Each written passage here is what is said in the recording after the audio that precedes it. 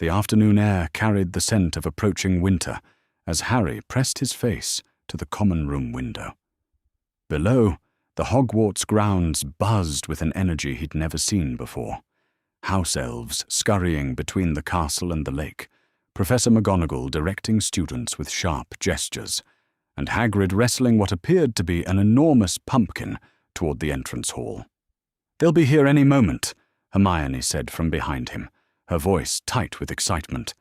She'd been pacing the common room for the better part of an hour, a stack of books about international magical cooperation balanced precariously in her arms. Ron sprawled across an armchair, attempting to flatten his dress robes with his hands. "Still can't believe we have to wear these ruddy things for dinner. It's not like they're royalty or anything." Harry caught his own reflection in the window glass. 14 years old, hair as untidy as ever, glasses slightly askew. The scar on his forehead felt oddly warm, though he'd learned not to mention such things. His friends worried enough already. A distant rumbling drew his attention back to the grounds. Professor Dumbledore stood near the lake's edge, his silver beard catching the last rays of sunlight, while students gathered in clusters behind him. The rumbling grew louder, accompanied by the thunderous beating of wings. "Look!" Hermione pressed against the window beside Harry. The carriage that emerged from the darkening sky was the size of a house, pale blue and cream, pulled by a dozen winged horses, each larger than a draft horse. Their wings beat in perfect synchronization as they descended toward the lawn, hooves touching down with surprising grace, despite their enormous size. Harry found himself holding his breath. The horses were magnificent, silver-grey with flowing manes that caught the wind like water, but it was the carriage itself that commanded attention, ornate and beautiful in a way that made Hogwarts seem almost rustic by comparison. Students began filing out of the carriage, each more elegant than the last. They wore silk uniforms of pale blue, and even from this distance, Harry could see they moved with a practiced poise that made the Hogwarts students look like children playing dress-up. "Come on," Hermione said, tugging at his sleeve. "We should get to the Great Hall." The three of them joined the stream of students making their way downstairs. The castle hummed with anticipation, first years whispering excitedly, older students craning their necks toward the entrance hall, and even the portraits seemed to lean forward in their frames. When they reached the Great Hall, Harry was struck by how different it looked. The usual 4 house tables had been rearranged to accommodate their guests. Banners from Beauxbatons Academy hung alongside Hogwarts colours, and the ceiling reflected a perfect twilight sky dotted with early stars. "Sit," McGonagall directed them toward the Gryffindor table with her usual briskness, though Harry caught the hint of a smile at the corners of her mouth. The great doors opened with their customary groan, and the Beauxbatons students entered. Up close, they were even more impressive. Tall, graceful, their pale blue silk uniforms immaculate despite their journey. They moved as one body toward the Ravenclaw table, where seats had been prepared. Harry found his gaze drawn to a girl near the front of the delegation. She was perhaps 17, with silvery blonde hair that fell like water down her back, and an otherworldly beauty that made several Hogwarts boys stumble as they tried to find their seats. "Fleur Delacour," he'd heard someone whisper. "Quarter Veela." But it was the woman walking beside her that caught Harry's attention completely. She was tall and elegant like the students, but carried herself with the authority of age. Her silver hair was arranged in an elaborate style that seemed to shimmer in the candlelight, and her pale blue robes were more elaborate than the students', marked with silver embroidery that seemed to move when she walked. Everything about her was beautiful in the same ethereal way as the girl beside her, but magnified, as though she were the source from which that beauty had been distilled. Harry watched as they took their seats, noting how the woman's eyes swept the hall with keen intelligence. Her gaze passed over the Slytherin table, lingered briefly on Dumbledore at the staff table, then continued its circuit. When those silver eyes found his, Harry felt the world shift. The woman went completely still. Her hand, which had been reaching for her goblet, froze mid-air. Her perfect features arranged themselves into an expression of such shock that several nearby students turned to see what had captured her attention. Harry felt heat bloom across his forehead, where his scar lay hidden beneath his fringe. The sensation was familiar, but different. Not the sharp pain that usually accompanied thoughts of Voldemort, but something deeper. Something that seemed to resonate in his bones. The woman, Fleur's grandmother, he realized with sudden clarity, was staring at him with the intensity of someone who had seen a ghost. Her silver eyes were wide, her lips slightly parted, and her free hand had moved to press against her heart. "Harry," Hermione's voice seemed to come from very far away. "Are you all right? You've gone quite pale." He dragged his gaze away from the Beauxbatons table with effort, turning to find both his friends looking at him with concern. "I'm fine," he managed, though his voice sounded strange even to his own ears. Ron frowned. "You sure? You look like you've seen a—" "Welcome!" Dumbledore's voice rang out across the hall, cutting through the murmur of conversation. "Welcome to Hogwarts, and welcome to our honored guests from Beauxbatons Academy of Magic." Applause filled the hall, but Harry barely heard it. He could feel eyes on him still, that silver gaze burning against his skin. When he finally gathered the courage to look back toward the Ravenclaw table, he found the woman leaning close to Fleur, speaking in rapid French. The girl's eyes widened, and she too turned to look at him. The feast passed in a blur. Harry pushed food around his plate without tasting it, acutely aware of the whispered conversation happening at the Beauxbatons table. He caught fragments, urgent French words that meant nothing to him, but the tone was unmistakable. Something was wrong. Something about him. When Dumbledore finally dismissed them for the evening, Harry felt as though he'd been holding his breath for hours. Students began filing out of the hall in chattering groups, but he lingered, uncertain why. "Go on," he told Ron and Hermione when they paused beside him. "I'll catch up." They exchanged a look but didn't argue, disappearing into the crowd of departing students. Harry remained seated, watching as the Beauxbatons delegation prepared to leave.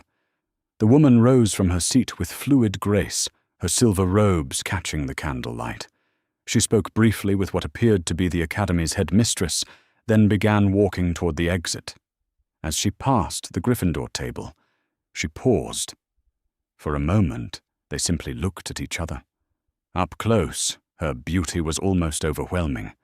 The perfect symmetry of her features, the silver eyes that seemed to hold depths he couldn't fathom, the way the air itself seemed to shimmer around her. This was what a Veela truly looked like, Harry realized. Not the diluted beauty of her granddaughter, but the pure, undiluted source. "You are Harry Potter," she said softly, her accent lending a musical quality to the English words. "Yes." She nodded slowly, as though this confirmed something she'd already suspected. "I am Celeste Delacour, Fleur's grand-mère." Harry wasn't sure what response was expected of him. "Nice to meet you." A shadow crossed her features. Perhaps. Perhaps not.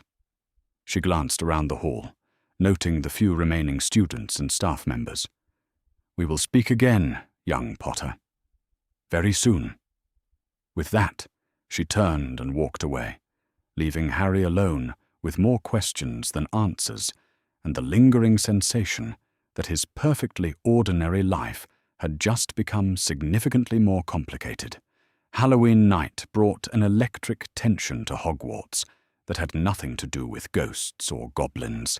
The great hall buzzed with anticipation as students filed in for the evening feast, all eyes drawn to the ancient wooden cup that sat on display before the staff table.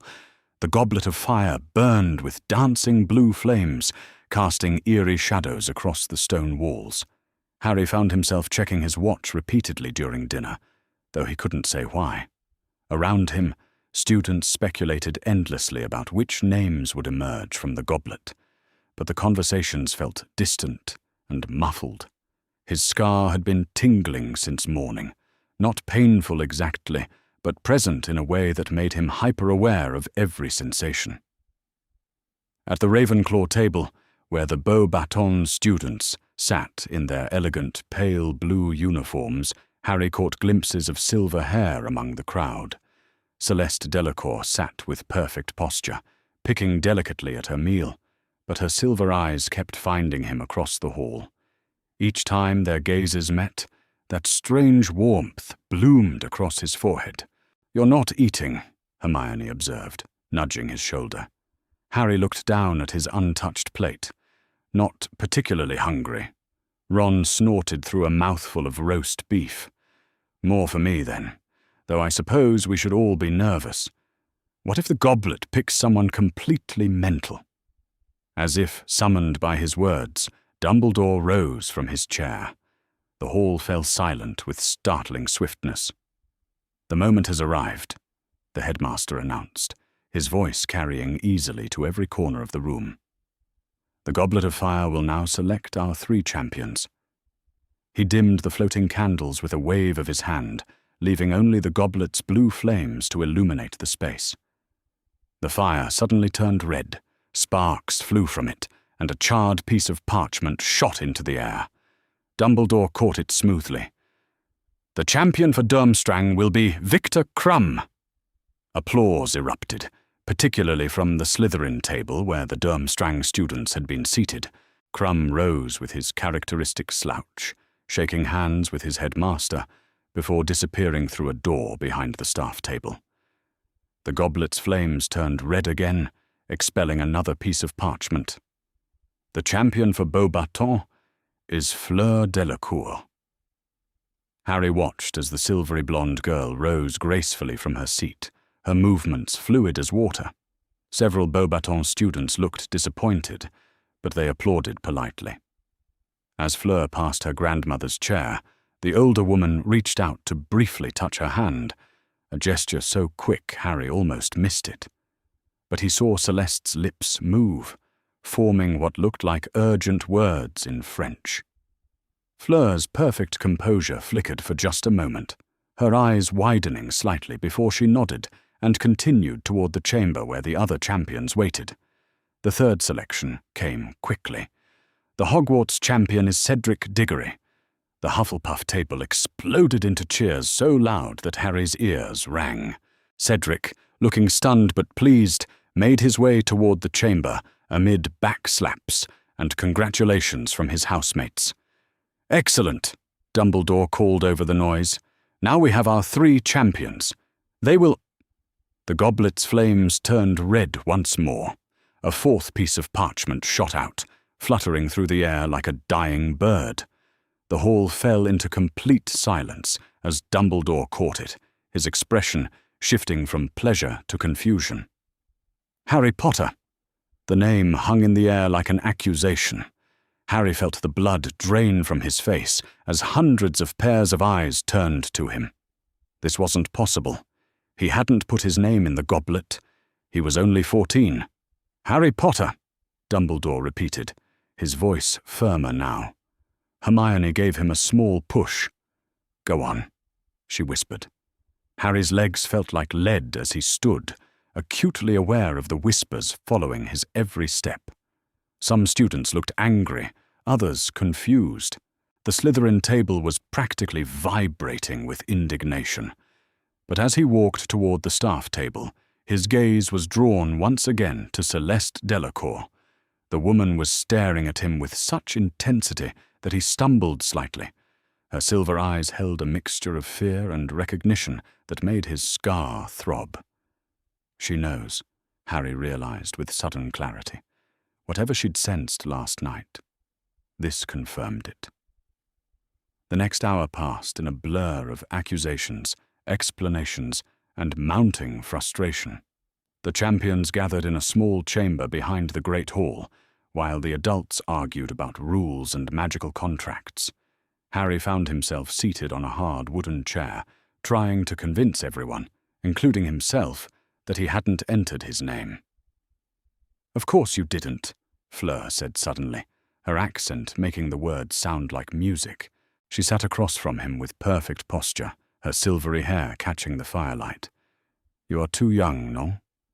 And besides—" She paused, studying his face with the same intensity her grandmother had shown. "There are other forces at work here." Before Harry could ask what she meant, the door burst open. Professor McGonagall entered, followed by the other judges, and, to Harry's surprise, Celeste Delacour. "Madame Ollivander has requested to inspect the champions' wands," McGonagall announced crisply. "Standard procedure before the first task."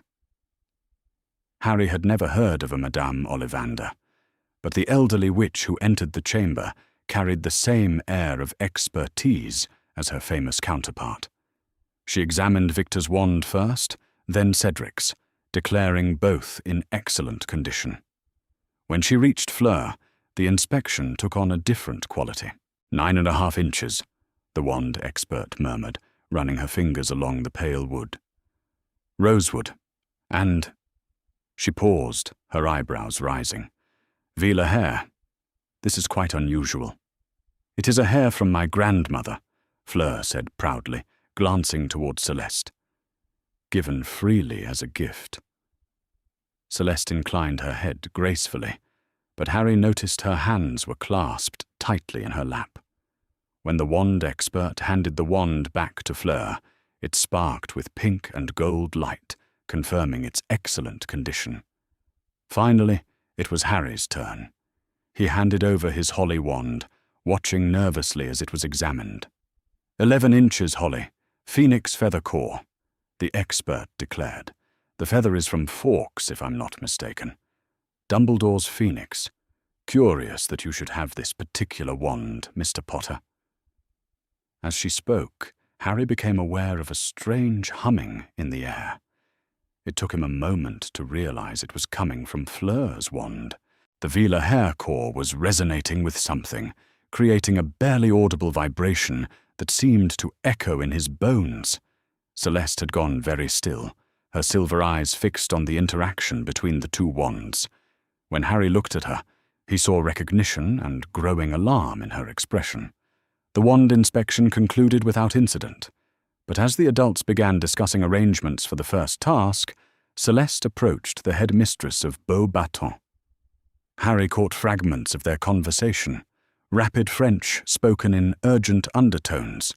He heard his name mentioned several times, along with words he didn't understand, but that clearly carried weight. The headmistress looked skeptical at first, then increasingly concerned.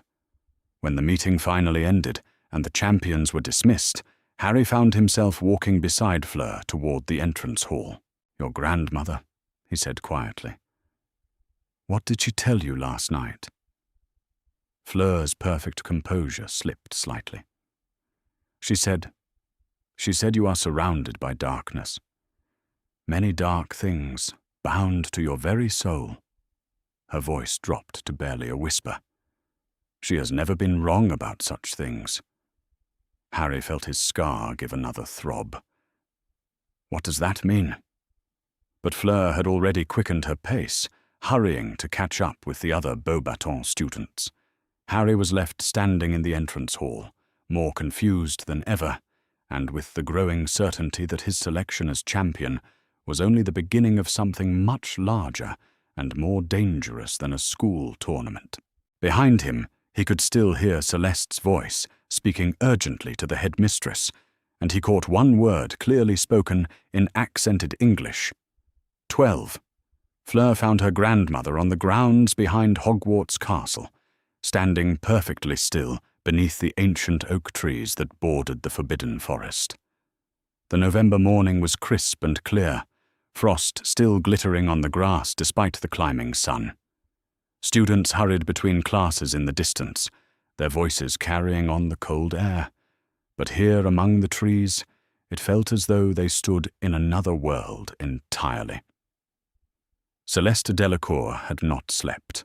Fleur could see it in the tightness around her grandmother's silver eyes, the way her usually perfect posture held a thread of tension. She had requested this private meeting before breakfast, speaking in rapid French that brooked no argument. "Grand-mère," Fleur said softly, approaching with the careful steps one used around wild creatures. "You wished to speak with me?" Celeste turned, and for a moment Fleur was struck anew by her grandmother's ethereal beauty. Even in worry, even sleepless, she was magnificent, silver hair catching the morning light like spun moonbeams, pale skin luminous, features carved with the perfect symmetry that marked their bloodline. But today, that beauty carried something else. Fear. "Ma petite," Celeste said, her voice carrying the musical quality that all Veela possessed. "We must speak of what I have seen." They walked deeper into the grove, away from any possibility of being overheard. When Celeste finally stopped, she was facing the castle, her gaze distant. "You know our gifts," she began without preamble. "The allure that draws mortals to us, the fire that burns within when we are angered, the transformation that protects us when threatened." Fleur nodded. She had inherited diluted versions of these abilities through her mother's blood, but her grandmother was pure Veela, possessed of powers that few wizards truly understood. "But there are older gifts," Celeste continued, "gifts that your mother never manifested, and that I had hoped you would not need to know." She turned to face her granddaughter directly. "We can sense the fractures in a soul." The words hung between them like frost in the morning air. Fleur felt a chill that had nothing to do with the November cold. "I don't understand," she whispered. Celeste closed her eyes, and when she opened them again, they had taken on a silvery luminescence that seemed to glow from within. When a soul is whole, it resonates like a perfect bell, clear, pure, complete.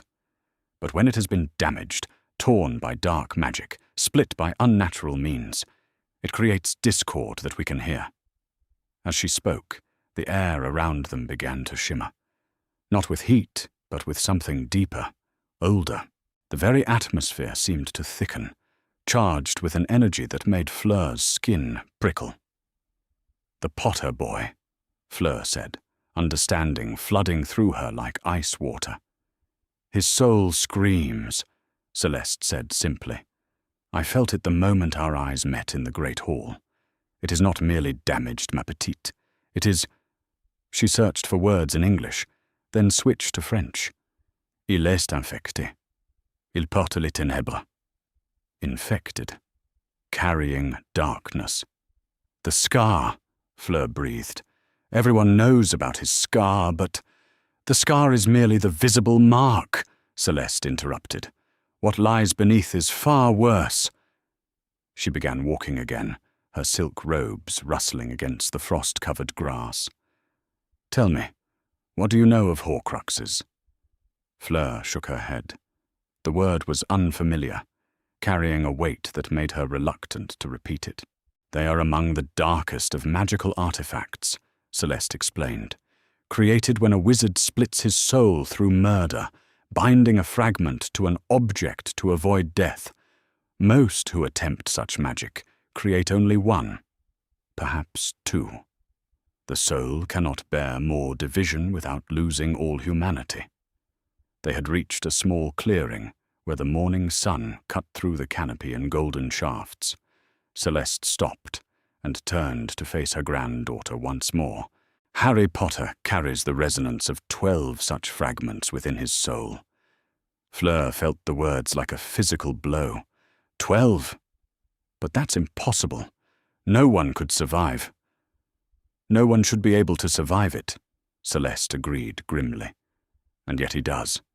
He walks, he speaks, he attends classes as though he were any other 14-year-old boy. But I can hear them singing their dark song, bound to his very essence." The implications crashed over Fleur like cold water. Mon Dieu, if someone has created 12 Horcruxes. Then we face a darkness beyond imagining, Celeste finished. A wizard who has torn his soul so completely that he barely qualifies as human. Her expression hardened. And he has somehow bound these fragments to an innocent child. Fleur wrapped her arms around herself, suddenly cold despite her heavy cloak. What can be done? Surely there must be. Her words were cut off as her grandmother's appearance began to change. The transformation was gradual at first, her silver hair seeming to move without wind, her perfect features sharpening. But then it accelerated.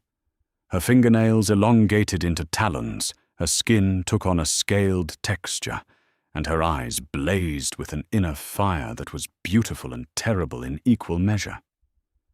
"This is what we become when the rage takes us," Celeste said, her voice now carrying harmonics that resonated in Fleur's bones. "When we confront true darkness." Small flames danced around her fingertips, cold blue fire that gave off no warmth. The air shimmered around her with power, and Fleur understood for the first time what it truly meant to be descended from creatures of pure magic. Gradually, Celeste allowed the transformation to recede, returning to her human form. But the echo of that power remained, thrumming beneath her skin like a barely contained storm. "These are the gifts our bloodline carries," she said quietly. "And now I understand why fate has brought us here, to this place, at this time." She looked back toward the castle, where the towers rose against the morning sky. "We cannot allow this darkness to remain unaddressed. Too many fragments in one soul. Eventually, something will break." Fleur followed her gaze. Somewhere in that castle, Harry Potter was probably sitting in a classroom, copying notes or struggling with a transfiguration exercise, completely unaware of the supernatural burden he carried. "What do we do?" she asked. "We speak to Albus Dumbledore," Celeste said with finality. "He is the only one with both the knowledge and the power to address what I have sensed." She paused, her expression growing thoughtful, though I suspect he already knows more than he has revealed. They began walking back toward the castle, their breath forming small clouds in the cold air. Students were emerging for their morning break, their laughter and chatter a stark contrast to the weight of what they had just discussed. "Grandmère," Fleur said, as they approached the castle steps. "Why can you sense these things when other magical beings cannot?" "Why, Veela?" Celeste smiled for the first time that morning, though it was tinged with sadness. "Because we are creatures of pure emotion, ma petite. Love, rage, desire. These are the forces that drive us. And souls that have been shattered by dark magic. They cry out to us like wounded animals." She placed a gentle hand on Fleur's cheek. "It is both our gift and our curse to hear their pain." As they entered the castle, Fleur found herself looking at every student they passed with new eyes. How many carried scars that could not be seen? How many bore burdens that no child should have to carry? But none of them, she knew, carried anything like what Harry Potter bore. 12 fragments of a shattered soul, bound to his own essence, like chains of darkness. The question now was whether they could be removed without destroying the boy who carried them. The password to Dumbledore's office was "Chocolate Frog," delivered in Fleur's carefully practiced English to the stone gargoyle that guarded the entrance. As they ascended the spiral staircase, Celeste Delacour maintained the perfect composure that had served her for over a century of navigating magical politics. But Fleur could sense the tension radiating from her grandmother, like heat from a forge. The headmaster's office was exactly as Fleur had imagined, circular, lined with portraits of former headmasters who watched their entrance with barely concealed curiosity and dominated by Dumbledore himself, seated behind an ornate desk. Fawkes preened on his perch nearby, occasionally releasing soft trills that seemed to harmonize with the gentle whirring of silver instruments scattered throughout the room. "Madame Delacour," Dumbledore said, rising with the fluid grace of a man far younger than his 113 years. His blue eyes, usually twinkling with gentle humor, held a sharpness that suggested he already suspected why she had requested this meeting. "Please, sit. Would you care for tea?" Celeste remained standing, her silver robes catching the afternoon light streaming through the tall windows. "This is not a social call, Headmaster." "I suspected as much." Dumbledore settled back into his chair, folding his hands across his stomach. "Your granddaughter performed admirably in the wand inspection yesterday. Ollivander was quite impressed with the Veela hair core." "Do not deflect," Celeste said sharply. "You know why I am here." The silence stretched between them, filled only by the soft sounds of the magical instruments and Fawkes's gentle singing. Fleur found herself holding her breath, acutely aware that she was witnessing a confrontation between two beings of immense magical power and experience. "Harry Potter," Celeste continued when it became clear Dumbledore would not speak first, "carries 12 fragments of a shattered soul bound to his own essence." If she had expected shock or denial, she was disappointed. Dumbledore's expression remained carefully neutral, though something flickered in his blue eyes. Acknowledgement, perhaps, or resignation. "You have remarkable perception," he said quietly. "It is not perception," Celeste replied coldly. "It is ancestral knowledge, passed down through generations of my bloodline. We are creatures of emotion, Headmaster. We hear the songs that souls sing, and Harry Potter's soul screams." Dumbledore was quiet for a long moment, his gaze moving to the phoenix on its perch. Fawkes regarded him with intelligent eyes, as though participating in some wordless conversation. "How much do you know about the night Harry's parents died?" Dumbledore asked finally. "I know that Voldemort's killing curse rebounded, destroying his physical form and leaving a fragment of his soul attached to the boy," Celeste said. "But that accounts for only one fragment. I sense 11 others." 11 others, Dumbledore repeated softly, and for the first time since they'd entered the office, he looked truly troubled. "You are certain of this number?" "I have spent over a century learning to interpret what our bloodline senses," Celeste said with quiet authority. "I do not make such claims lightly." Dumbledore rose from his chair and moved to one of the tall windows overlooking the grounds. Below, students hurried between classes, their voices carrying faintly through the glass. Harry Potter was somewhere among them, attending lessons and completing homework assignments, blissfully unaware of the supernatural burden he carried. "Tom Riddle, Voldemort, created 6 intentional Horcruxes," Dumbledore said, his voice heavy with the weight of knowledge. "A diary, a ring, a locket, a cup, a diadem, and his snake, Nagini. The 7th fragment remained in his body. When that body was destroyed by the rebounded curse, a piece of his soul attached itself to Harry." 7 fragments, Celeste said. "I sense 12. "Then either my knowledge is incomplete," Dumbledore said slowly, "or something far more complex occurred that night than I understood." Fleur watched her grandmother's expression shift from confrontational to deeply concerned. "You speak of this Tom Riddle as though his evil is finite, contained.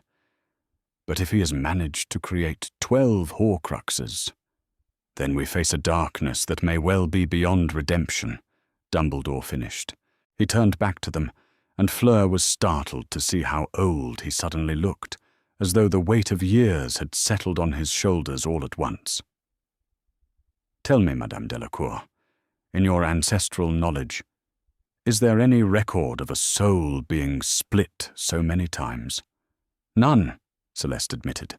The soul cannot bear such division. After 3, perhaps 4 fragments, what remains is barely human. 12. She shook her head. It should be impossible. And yet Harry lives, Dumbledore observed. He attends classes, forms friendships, displays all the characteristics of a normal 14-year-old boy. If he truly carries 12 fragments, then he is either remarkably resilient or— "Or what?" Fleur asked, speaking for the first time since they had entered the office. Dumbledore's gaze settled on her with gentle intensity. "Or there are forces at work that we do not yet understand." He moved to his desk and opened a drawer, withdrawing a small, crystalline device that hummed with barely contained energy. "This is a soul resonance detector, created by the Department of Mysteries. I have been monitoring Harry's spiritual condition since his arrival at Hogwarts." He activated the device with a whispered incantation. Immediately, it began to glow with soft light, but as the seconds passed, the glow intensified and took on a discordant quality that made Fleur's teeth ache. "This is what I detect when focused on Harry's dormitory," Dumbledore said grimly. "Multiple soul signatures, overlapping and intertwined in ways that should not be possible." Celeste studied the device with professional interest. "You have known all along." "I have suspected," Dumbledore corrected, "but your confirmation gives weight to my fears." He deactivated the device, and the oppressive feeling in the room immediately lifted. "The question now is what can be done about it." "The fragments must be removed," Celeste said without hesitation. 12 pieces of a madman's soul cannot remain bound to a child indefinitely. Eventually, they will overwhelm his own essence. "Removing a Horcrux typically requires destroying it," Dumbledore said carefully, "and the vessel that contains it." The implications of his words hung in the air like a death sentence. Fleur felt her breath catch as she realized what he was suggesting. "There must be another way," she said desperately. "Surely with your knowledge and Grand-Mère's abilities." "Perhaps," Dumbledore said, though his tone suggested he held little hope. "But first, we must understand exactly what we are dealing with. The first task approaches in less than 3 weeks. If Harry is to face dragons while carrying such a burden—" He trailed off, but the concern in his voice was unmistakable. "You will protect him," Celeste said. It was not a question. "I will do everything in my power," Dumbledore agreed, "but I fear that power may not be sufficient." He looked directly at her. "Your abilities, however, might prove crucial. If you can continue to monitor his condition, track any changes or deterioration—" "Of course," Celeste said immediately, "but I must warn you, the longer these fragments remain bound to his soul, the more integrated they become. What might be possible now may not be possible in a year's time." Dumbledore nodded gravely. "Then we must hope that a solution presents itself quickly." He moved to the door, a clear signal that the meeting was concluded. "I will research what methods might exist for separating Horcrux fragments from a living host. Perhaps the restricted section contains texts that might prove useful." As they descended the spiral staircase, Fleur found herself overwhelmed by the enormity of what they faced. Harry Potter was not simply the boy who lived. He was a walking collection of the darkest magic imaginable, and his very existence might depend on their ability to find an impossible solution to an unprecedented problem. "Grand-Mère," she said, as they emerged into the corridor, "do you truly believe there is hope?" Celeste paused, her silver eyes distant. "There is always hope, ma petite. But sometimes hope requires miracles." She looked back toward the headmaster's office. "Let us pray that Albus Dumbledore still has a few miracles at his disposal." The morning of November 24th, dawned grey and cold, with frost covering the Hogwarts grounds like a shroud of crystal. Harry Potter stood at the window of the Champions' tent, watching groundskeepers make final adjustments to the dragon enclosure that had been erected on the far side of the grounds. His hands trembled slightly, whether from cold or nerves he couldn't say. "You are thinking too much," Victor Crumb observed from where he sat, sharpening his wand with methodical precision.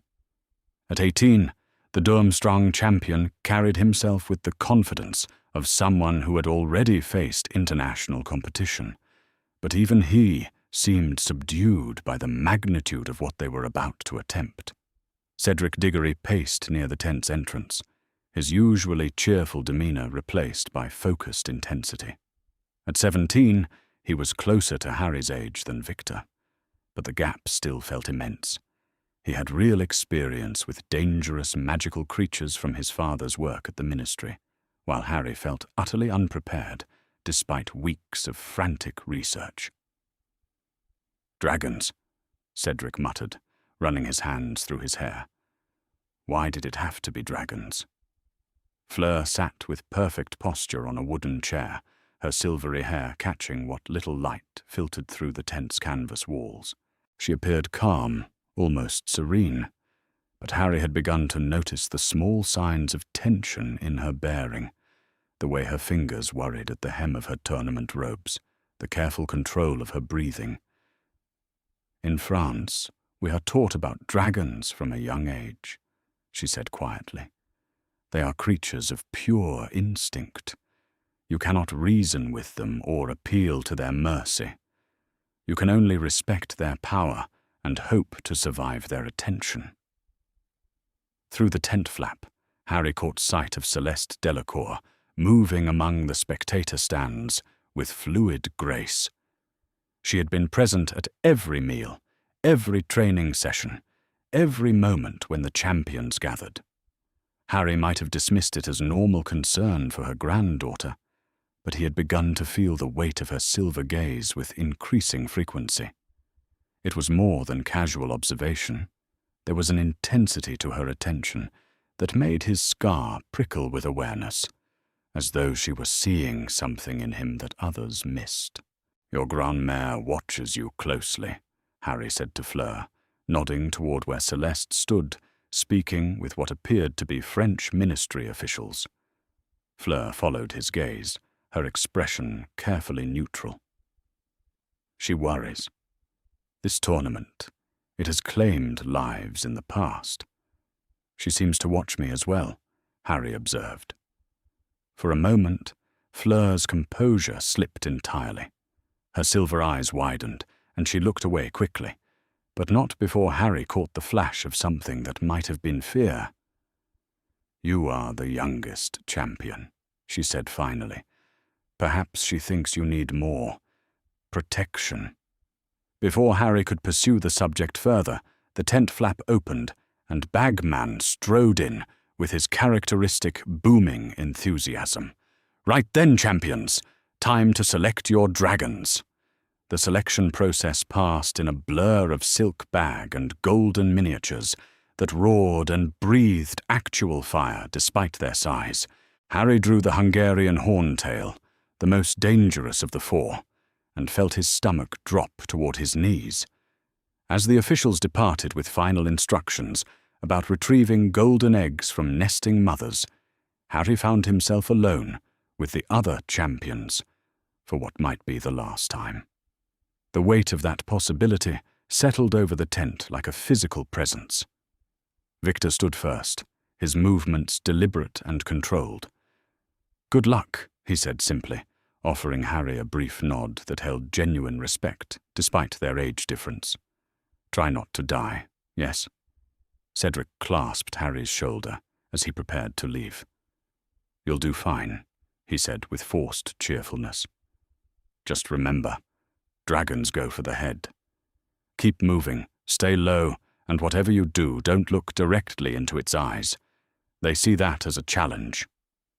Then it was just Harry and Fleur, the tent suddenly feeling both too small and too vast. "You are afraid," she said, and it wasn't a question, Terrified, Harry admitted. There seemed little point in pretending otherwise. Fleur rose from her chair and moved to stand before him. Up close, her beauty was almost overwhelming. But today, Harry was more aware of the concern in her silver eyes than the perfection of her features. "My grand-mère," she began, then stopped, seeming to struggle with something. "She has gifts that are unusual, even among our kind. She senses things that others cannot." Harry felt his scar give another throb of awareness. What does that mean? "It means she knows you carry a burden that no 14-year-old should bear," Fleur said softly, "and she fears what this task might do to someone in your condition." Before Harry could ask what she meant, she stepped closer, close enough that he could smell the faint floral scent that seemed to cling to her hair. "Promise me something," she whispered urgently. "Whatever happens out there, whatever you feel or hear or see that seems wrong, fight it. Do not let the darkness take you." "Fleur, I don't understand." She pressed her fingers gently to his lips, silencing him. "You will. When the time comes, you will understand. But promise me you will fight." "I promise," Harry said, though he had no idea what he was promising to fight against. Fleur's expression softened slightly, and for a moment she looked younger, more vulnerable. "My grand-mère has seen great evil in her lifetime. She knows its signs, its sounds, its resonance in the world. When she tells me that you are in danger from more than just dragons." She trailed off, shaking her head. "What aren't you telling me?" Harry asked desperately. But before Fleur could answer, the tent flap opened again, and Professor McGonagall entered with her usual brisk efficiency. "Mr. Potter, you're needed for the task briefing," she said, though her stern expression was softened by what might have been maternal concern. "The stands are full, and the dragons are in position." As Harry prepared to leave, Fleur caught his hand. Her touch was warm despite the November cold, and he felt an odd sense of calm settle over him. "Remember your promise," she said quietly. "And remember, you are not alone in this. There are those who would protect you if they could."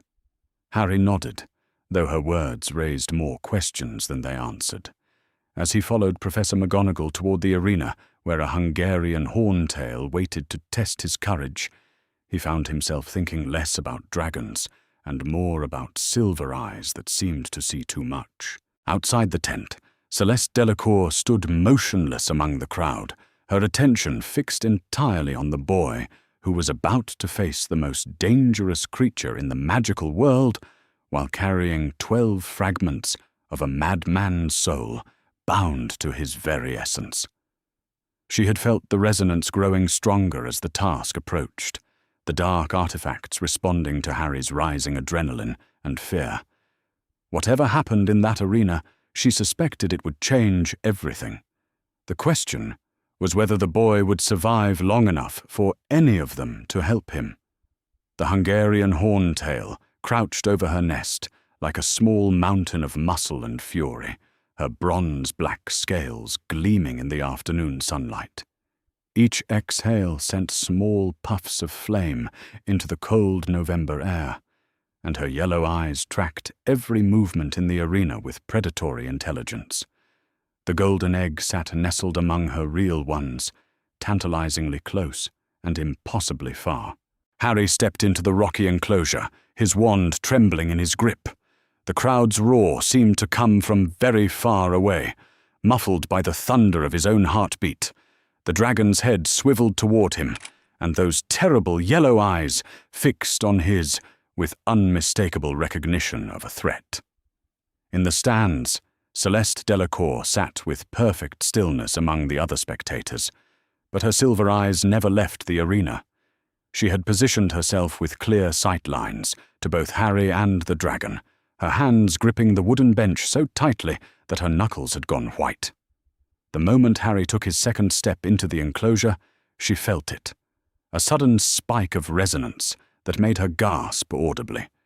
The fragments bound to the boy's soul were responding to his terror, singing their dark song with increasing intensity. Harry raised his wand, attempting the summoning charm that Hermione had suggested, but the dragon lunged forward with a roar that shook the ground. He threw himself sideways, rolling behind a boulder as a jet of flame scorched the air where he had been standing. The heat was incredible, even from behind cover. Harry could feel his hair singeing, his tournament robes smoking from the residual heat. His scar burned with sudden, sharp pain that made him cry out. That cry of anguish cut through Celeste like a physical blow. The resonance exploded through her consciousness, 12 distinct tones of pure darkness harmonizing in a symphony of malevolence. She doubled over, her carefully controlled composure shattering as the artifact's song filled her awareness. "Grandmère?" Fleur leaned toward her, alarm clear in her voice. But Celeste could not respond. The artifacts were no longer merely present. They were active, feeding on Harry's fear and pain, growing stronger with every spike of adrenaline that coursed through his 14-year-old frame. In the arena, the dragon had cornered Harry against the far wall, her massive head lowered toward him, nostrils flaring as she prepared to incinerate the small figure cowering below. Harry raised his wand desperately, but his hand was shaking so badly he could barely maintain his grip. The pain in his scar intensified, and suddenly Harry felt something else, a presence that was not his own, ancient and hungry and utterly without mercy. The artifacts were stirring, responding to mortal danger by asserting their influence. "Fight," whispered a voice that might have been his own thoughts or something far more sinister. "Let me help you. Let me give you the power to survive." Celeste felt the moment when the artifacts began to actively influence Harry's mind. The resonance shifted from passive presence to active manipulation, 12 fragments of a madman's soul working in concert to preserve their host. "No," she breathed, her voice barely audible over the crowd's gasps and screams. The transformation began without conscious decision on her part. It was instinctual, automatic, the response of a creature designed to confront dark magic in its purest form. Her silver hair began to move without wind, lifting and shifting as though alive. Her perfect features sharpened, taking on the angular beauty of something not quite human. The witch beside her screamed as Celeste's fingernails elongated into talons, as her pale skin took on a scaled texture that gleamed with inner light. The air around her began to shimmer with power, and small flames danced between her fingers. Not the warm orange of normal fire, but cold blue tongues that gave off no heat. "Veela!" someone gasped. "She's transforming!" But Celeste was beyond hearing. Her attention was locked entirely on the boy in the arena, where something terrible was happening. Harry's movements had changed. Where before he had been clumsy with terror, he now moved with fluid precision that belonged to someone far older and more experienced. The voice in his mind was growing stronger, offering knowledge and skill that no 14-year-old should possess. "Use the killing curse," it whispered. "You know the words. You have the power. End this creature before it ends you." For a horrifying moment, Harry felt the temptation.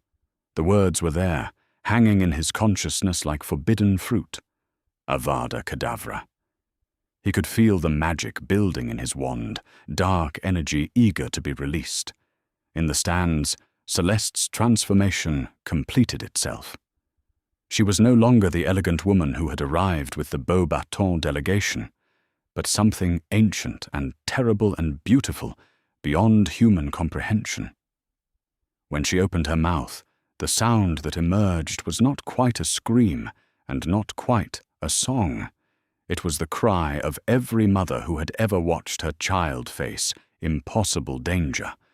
The sound cut through Harry's consciousness like a blade, severing the connection between his mind and the whispered temptations.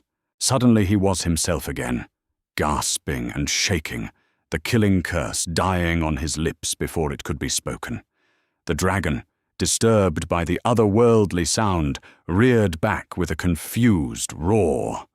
In that moment of distraction, Harry's original plan reasserted itself.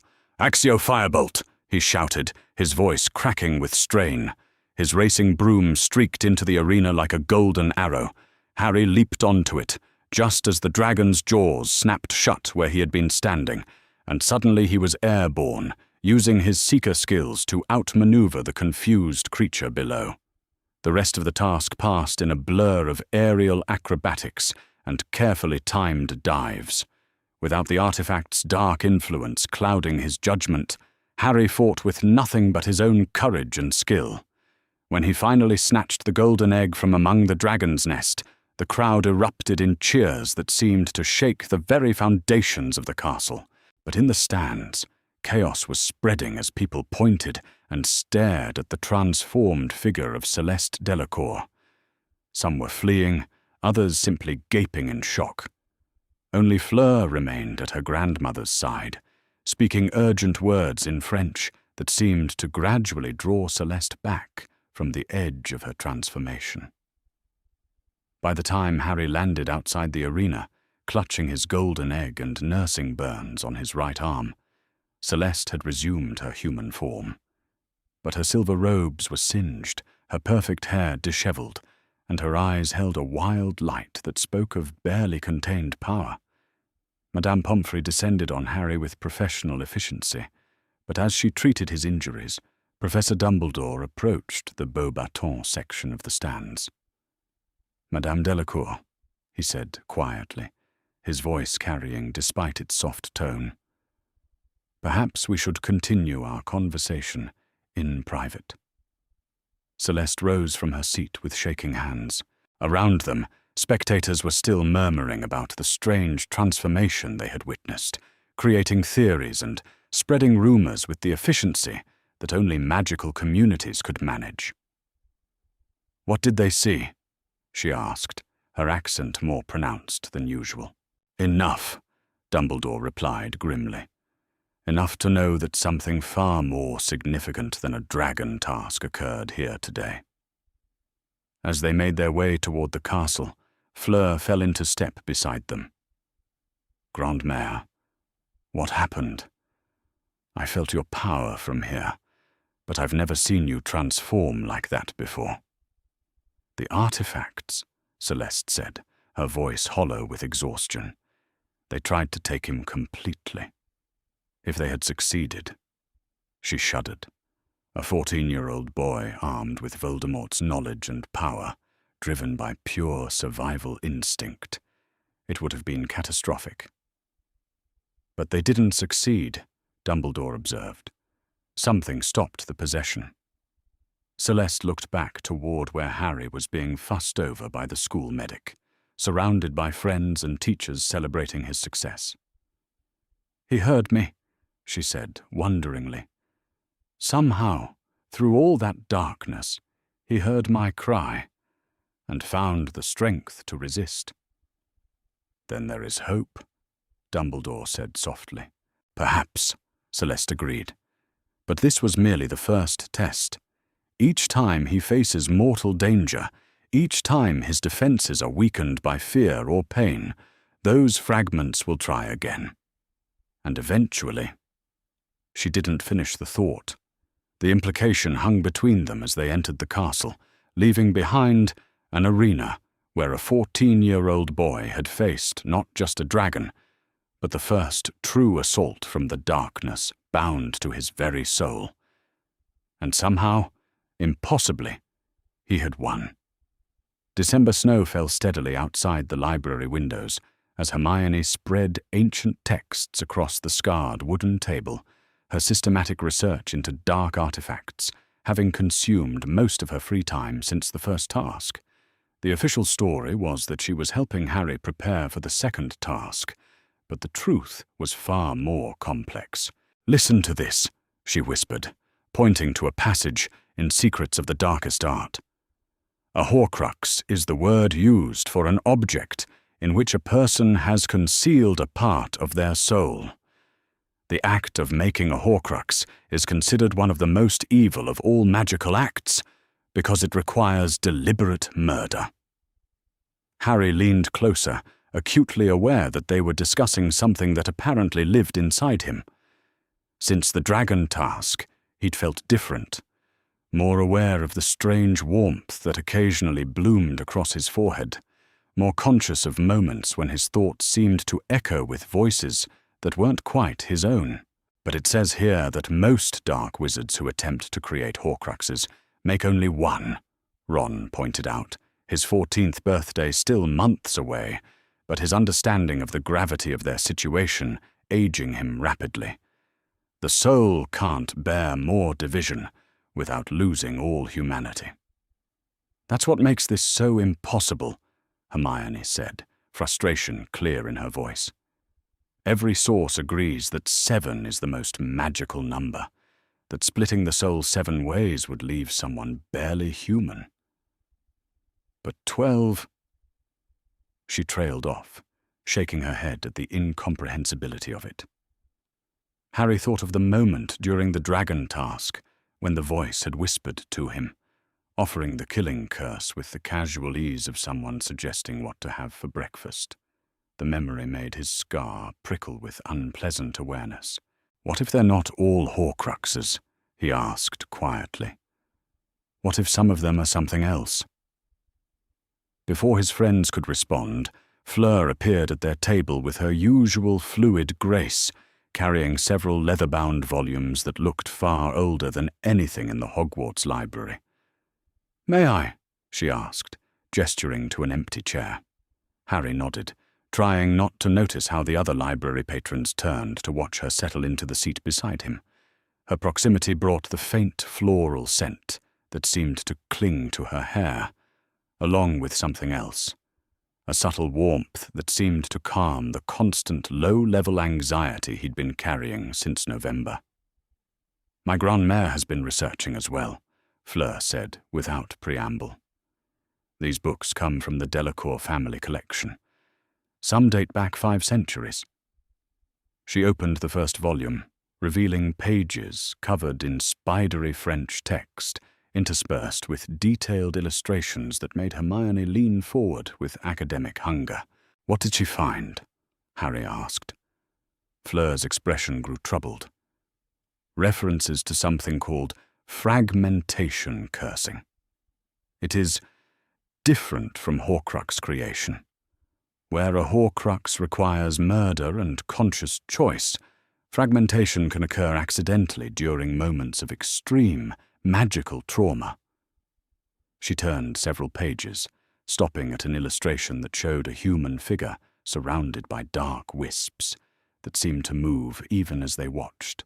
"The theory is that when someone is exposed to multiple Horcrux fragments simultaneously, perhaps during their creation or destruction, their own soul can become fractured, creating spaces where additional dark magic can take hold." Harry felt his blood chill. "You're saying that because I already carried one piece of Voldemort's soul, I was vulnerable to collecting more?" "It is only a theory," Fleur said gently, but her silver eyes held deep concern.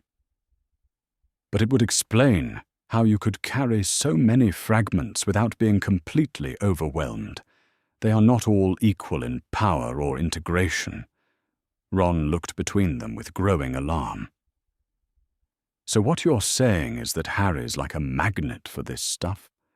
That every time Voldemort creates another Horcrux or someone destroys one, Harry might absorb the fragments, yes?" Fleur finished reluctantly. The implications hung in the air like a death sentence.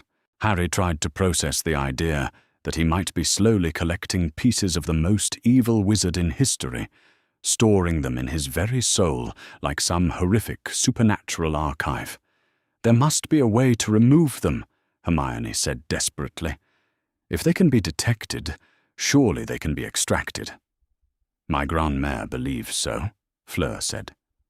But the process would be complex and dangerous. The longer the fragments remain integrated, the more difficult separation becomes. Over the following weeks, their research sessions became routine. Harry found himself looking forward to the hours spent in Fleur's company, ostensibly studying dark magic, but increasingly just talking. She had a way of listening that made him feel truly heard, as though his thoughts and fears mattered to someone other than Ron and Hermione. "In France, we have a saying," she told him one evening, as they walked the corridors after a particularly intense research session. "The heart that has been broken knows best how to heal others." "Is that why you're helping me?" Harry asked. "Because you understand what it's like to carry something you don't want?" Fleur paused beside one of the tall windows that looked out over the snow-covered grounds. The setting sun caught in her silvery hair, making her look even more ethereal than usual. "My grandmère has carried the weight of her gifts for over a century," she said quietly. "The ability to sense fractured souls, to hear their pain. It is both blessing and curse. She cannot ignore suffering when she encounters it." "And you?" Harry asked. "I carry her blood, and with it, a diluted version of her abilities. I cannot sense what she senses, but—" She hesitated, then met his eyes directly. "When I am near you, I feel echoes of great sadness, not just from the artifacts, but from you yourself. You have been alone with this burden for too long." Before Harry could respond, she stepped closer, close enough that he could see the faint luminescence that seemed to emanate from her skin, a Veela trait that became more pronounced during emotional moments. "You do not have to be alone anymore," she said softly. The moment was interrupted by Ron's voice echoing down the corridor. "Harry, there you are. McGonagall wants to see all the champions about the Yule Ball arrangements." As they made their way to McGonagall's office, Harry found himself acutely aware of Fleur walking beside him, of the way other students stopped their conversations to watch her pass. But more than that, he was aware of the calm that settled over him in her presence, as though her proximity somehow muffled the constant whisper of darkness that had become his unwelcome companion. The Yule Ball planning session proved to be exactly as awkward as Harry had feared. McGonagall's announcement that champions were required to open the dancing sent his stomach into free fall. But when Fleur touched his arm and whispered, "I would be honored to be your partner, if you wish," the world suddenly seemed full of possibilities instead of obstacles. As December progressed and Yule Ball preparations intensified throughout the castle, Harry found himself caught between anticipation and anxiety. The artifacts seemed quieter lately, their whispered influence reduced to background static, but Celeste's silver eyes continued to track his every movement with watchful intensity. "The ball will be a test," Fleur told him during one of their evening walks. "Large crowds, heightened emotions, everyone watching. It is exactly the sort of environment where your passengers might try to assert themselves again." Harry nodded grimly. The dragon task had shown him how quickly the artifacts could seize control when his defenses were down. The thought of that happening in front of the entire school while dancing with Fleur filled him with dread. "What if I can't control them?" he asked. Fleur stopped walking and turned to face him fully. "Then you remember what saved you before. You remember that you are not alone, that there are those who would reach across any darkness to bring you back to yourself." As she spoke, Harry realized that somewhere between the research sessions and evening conversations, something had changed. The growing connection he felt with Fleur was no longer just about gratitude for her help or fascination with her beauty. It was something deeper, more fundamental, a sense that she understood parts of him, that he barely understood himself. The question now was whether that connection would be strong enough to anchor him through whatever the Yule Ball might bring. The great hall had been transformed into something from a fairy tale. 12 Christmas trees lined the walls, each glittering with thousands of candles that cast dancing shadows across garlands of holly and mistletoe. The ceiling showed a clear winter night sky filled with stars that seemed to pulse with their own inner light. Tables laden with delicacies from 3 magical cultures created intimate seating areas around the edges of the vast dance floor. Harry tugged at his dress robes for the 10th time, acutely aware that every eye in the hall seemed to be following his movements. He stood near the entrance with the other champions, waiting for the official opening of the Yule Ball, but his attention was entirely focused on the young woman beside him. Fleur was breathtaking. Her silvery hair had been arranged in an elaborate style that left her neck bare, revealing skin that seemed to glow with inner light. Her dress robes were deep blue silk that shifted and shimmered with every movement, and when she smiled at him, Harry felt his heart skip several beats. "You look very handsome," she said softly, her French accent making the words sound like music. "You look—" Harry started, then realized that every word he could think of, beautiful, stunning, perfect, seemed inadequate. "Amazing." She laughed, a sound that drew the attention of several nearby students. "Come, we must begin the dancing soon." As they moved onto the dance floor, Harry caught sight of Celeste Delacour, positioned strategically, at a table where she could observe the entire hall. She wore silver robes that seemed to capture and reflect every candle flame, her ageless beauty making her appear more like a fairy queen than a guest at a school dance. Her silver eyes tracked Harry's every movement with the focused intensity of a predator studying potential prey. The opening dance began with the champions and their partners. Harry had been dreading this moment for weeks, certain he would embarrass himself. But as Fleur placed her hand in his and stepped closer, something unexpected happened. The constant low-level tension he carried seemed to fade, replaced by a sense of calm that allowed him to move with confidence he didn't know he possessed. "You dance well," Fleur murmured as they swayed to the waltz. "I don't," Harry replied honestly. "But somehow, with you, it doesn't matter." From her vantage point across the hall, Celeste watched this exchange with growing fascination. She had deliberately suppressed her natural allure tonight, allowing only the faintest whisper of Veela influence to emanate from her presence. Most males in the vicinity would feel a subtle attraction, nothing overwhelming, but enough to gauge their susceptibility. But Harry Potter showed no reaction to her presence whatsoever.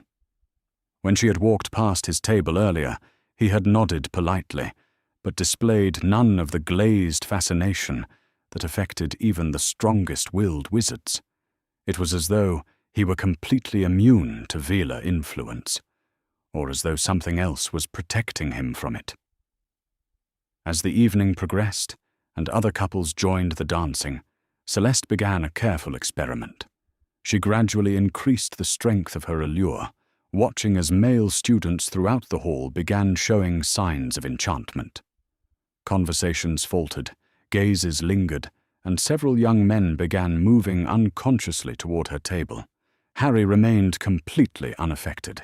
"Interesting," she murmured to herself, rising from her seat to move closer to the dance floor. Harry and Fleur had moved into a more complex waltz pattern, and Celeste could see something that made her breath catch. There was a faint luminescence around them, barely visible but unmistakable to someone with her abilities. It was as though Fleur's Quarter Veela heritage was interacting with whatever forces surrounded Harry, creating a protective barrier that shielded both of them. But more concerning was what she sensed from the artifacts themselves. The 12 fragments were reacting to the heightened emotions and close physical proximity, but not in the aggressive way they had during the dragon task. Instead, they seemed almost subdued, as though Fleur's presence was somehow dampening their influence. Grandmère! Fleur appeared at her elbow as the song ended, Harry beside her looking slightly breathless, but genuinely happy. Is everything well? We need to talk, Celeste said quietly. All three of us. Privately. They made their way through the crowd to a small alcove behind one of the Christmas trees, where the music was muted and they could speak without being overheard. Celeste gestured for them to sit, then cast a subtle privacy charm that would discourage eavesdroppers. Harry, she began without preamble, how do you feel when you are near my granddaughter? Harry glanced at Fleur, colour rising in his cheeks. Well, she's beautiful, obviously, and intelligent, and kind, but that's not what you're asking about, is it? No, Celeste said gently. I am asking about the voices in your head, the whispers that suggest dark solutions to your problems. How are they when Fleur is beside you? Harry's expression grew serious, quieter. Sometimes they disappear completely. He looked between them. Why? What does that mean? Celeste exchanged a meaningful look with her granddaughter. It means that our bloodline's gifts extend beyond simply sensing fractured souls. In some cases, we can actually influence them. Influence them how? Fleur asked, alarm clear in her voice. Veela magic is fundamentally about emotional manipulation, Celeste explained. We project desire, calm, rage, whatever serves our needs. But that same magic can be turned inward, used to soothe rather than stimulate. She looked directly at Harry. Your fragments respond to Fleur's presence because her Veela heritage creates a natural dampening field for dark, magical influences. Harry felt his world shift. So when I'm with Fleur, the artifacts can't control me as easily. Precisely. It is not a complete solution, but it is significant. Celeste's expression grew thoughtful. The question is whether this effect could be strengthened, made more permanent. Before either of them could respond, the music outside their alcove shifted to a slower, more intimate rhythm. Couples moved closer together, and the candles seemed to dim as though responding to the changing mood. We should return to the dancing, Fleur said softly. People will talk if we are absent too long. As they prepared to rejoin the festivities, Celeste caught Harry's arm. There is something else you should know, she said quietly. The artifacts are learning. Each time they attempt to influence you and fail, they adapt, finding new approaches. Fleur's presence may protect you now, but we cannot rely on that protection indefinitely. What are you saying? Harry asked. I am saying that tonight may be the last time you feel truly free of their influence for some time to come. Her silver eyes held deep concern. Use this evening well. Remember what it feels like to be yourself, completely and without reservation. Harry nodded gravely, then rejoined Fleur on the dance floor. As they moved together to the haunting melody, he tried to memorize every detail. The way the candlelight caught in her hair, the gentle pressure of her hand in his, the sense of absolute peace that settled over him when she was close. For tonight at least, he was just a 14-year-old boy dancing with someone who made him feel as though the world was full of possibilities instead of dangers. The artifacts were silent, the whispers stilled, and for the first time since Halloween, Harry Potter was completely and entirely himself. In the shadows beyond the dance floor, Celeste watched them with a mixture of hope and dread. The connection between her granddaughter and the boy was clearly strengthening, creating a natural defense against the darkness he carried. But she could also sense the artifacts themselves changing, adapting to this new dynamic. The question was whether love could prove stronger than the concentrated evil of a madman's fractured soul, and whether any of them would survive the test of that battle. As the clock struck midnight and the official end of Christmas Day, Celeste said a prayer to whatever powers governed the fate of star-crossed lovers. Because that, she realized with growing certainty, was exactly what she was watching unfold before her eyes. And in her experience, such love stories rarely ended well. February 13th dawned crisp and clear, with winter sunlight streaming through the tall windows of the great hall. Luna Lovegood sat at the Ravenclaw table, turning 14 with her characteristic serenity, a small pile of birthday gifts arranged before her, with the careful precision of someone who treasured each offering. Harry noticed her birthday when he saw Ginny slip a wrapped package onto Luna's stack during breakfast. But it was Celeste Delacour who watched the blonde girl with growing interest throughout the morning. "She sees things," Fleur observed quietly as they lingered over their coffee. "The Lovegood girl. My classmates whisper that she is, how do you say, touched." "Touched by what?" Celeste asked, though her tone suggested she already suspected the answer. "By magic that others cannot perceive," Fleur said. "She speaks of creatures that supposedly do not exist, of currents and resonances that have no basis in standard magical theory." Celeste's silver eyes remained fixed on Luna, who was now examining what appeared to be a pair of spectacles with multiple-colored lenses. Perhaps her perceptions are more accurate than anyone realizes. After breakfast, Celeste approached the Ravenclaw table where Luna sat alone, most of her housemates having departed for morning classes. The girl looked up with her characteristic dreamy expression, pale eyes focusing on Celeste with surprising sharpness. "You're Fleur's grandmother," Luna said matter-of-factly. "You have very interesting auras around you, silvery blue with traces of something much older." Celeste settled onto the bench across from her, intrigued. "You can see auras?" "Sometimes, when they're particularly strong or unusual." Luna tilted her head, studying Celeste with the intensity of a naturalist examining a rare specimen. "Yours suggests great age and power, but also deep sadness. You've seen terrible things." "Indeed I have," Celeste said softly. "Tell me, Luna. May I call you Luna? What do you see when you look at Harry Potter?" Luna's expression grew troubled, her usual serenity replaced by something that might have been fear.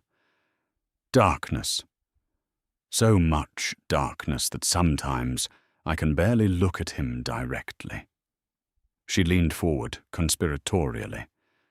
"There are whispers around him, voices that don't belong to him. They're getting stronger." Celeste felt her breath catch. Here was confirmation from an entirely independent source, someone with no knowledge of their investigation or the true nature of Harry's condition. "The whispers?" she prompted gently. "What do they say?" "Cruel things. Violent things. They suggest solutions that would make problems disappear, but leave everything worse than before." Luna's pale eyes met Celeste's silver ones. "They're not his thoughts, but they're becoming harder for him to distinguish from his own voice." The implication sent a chill through Celeste. If the artifact's influence was growing strong enough for others to perceive, then Harry's condition was deteriorating faster than they had realized. "Luna," she said urgently, "would you be willing to help us? We are trying to find a way to silence those whispers, but we need to understand them better first." Luna considered this with her characteristic thoughtfulness. "The Nargles tell me that helping would be dangerous but necessary," she said finally, "and I've learned to trust the Nargles." Over the following days, Luna became an unexpected ally in their investigation.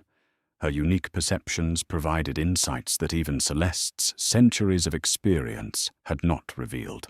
She could track the ebb and flow of the artifact's influence throughout Harry's daily routine, noting patterns that correlated with his emotional state, physical exhaustion, and proximity to certain locations within the castle. "The whispers are strongest in the dungeons," she reported after following Harry to potions class. "Something down there resonates with them, makes them more active." "The Slytherin common room," Celeste mused. "Or perhaps something hidden deeper in the castle's foundations." They also discovered that Luna was not the only student with unusual sensitivities. A careful survey revealed several others who reported strange sensations around Harry. A Hufflepuff third year who complained of headaches whenever Harry sat nearby. A Ravenclaw seventh year who found herself inexplicably anxious during meals when Harry was present at the Gryffindor table. "It's spreading," Celeste told Dumbledore during one of their evening meetings in his office. "The artifact's influence is becoming detectable to anyone with even marginal magical sensitivity." Dumbledore looked older than his 113 years, the weight of their discoveries clearly taking its toll. "How long before it becomes obvious to the staff? To the other students?" "Weeks. Perhaps less," Celeste said grimly. "And with the second task approaching." She left the implications unspoken. The second task loomed like a storm cloud over the castle as February 24th drew closer. Harry's training sessions in the Black Lake had become increasingly tense affairs, not only because of the physical demands of underwater magic, but because of the growing intensity of the artifact's whispers whenever he faced stress or danger. "They're preparing for something," Luna told Celeste and Fleur during one of their clandestine meetings in an unused classroom. The voices around Harry. "They're organizing." "Organizing how?" Fleur asked with obvious alarm. Luna's expression grew distant, as though she were listening to sounds only she could hear.